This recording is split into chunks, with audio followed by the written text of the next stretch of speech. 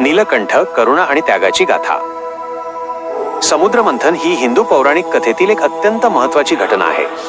देवता आणि दानव यांनी अमरत्व देणारे अमृत मिळवण्यासाठी एकत्र येऊन मंदार पर्वताची रवी आणि वासुकी नागचा दोरखंड म्हणून वापर करून समुद्र मंथन केले.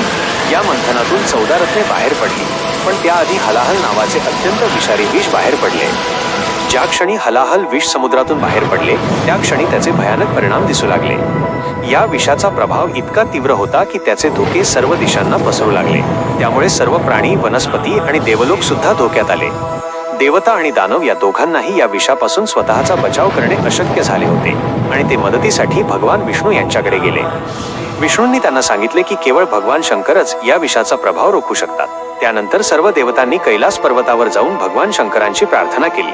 त्यांनी शंकरांना या संकटातून वाचवण्याची विनंती केली. जगाला वाचवण्यासाठी भगवान शंकरांनी हलाहल विष पिण्याचा निर्णय घेतला.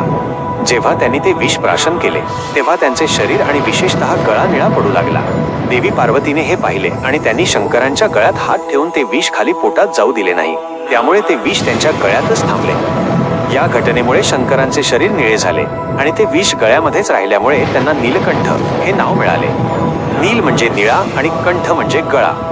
अशा प्रकारे जगाला विषापासून वाचवण्यासाठी स्वतः ते विष प्राशन करून भगवान शंकर नीलकंठ म्हणून ओळखले जाऊ लागले. नीलकंठ हे नाव भगवान शंकरांच्या त्यागाचे आणि करुणेचे प्रतीक आहे. ते दर्शवते की ते केवळ जगाला वाचवण्यासाठी कितीही मोठा त्याग करण्यास तयार आहेत. ही कथा आपल्याला शिकवते की जेव्हा संकट येते तेव्हा स्वार्थाचा त्याग करून इतरांना मदत करणे किती महत्त्वाचे आहे. नीलकंठ हे नाव जगाच्या कल्याणासाठी केलेल्या सर्वोच्च त्यागाचे एक चिरंतन उदाहरण आहे.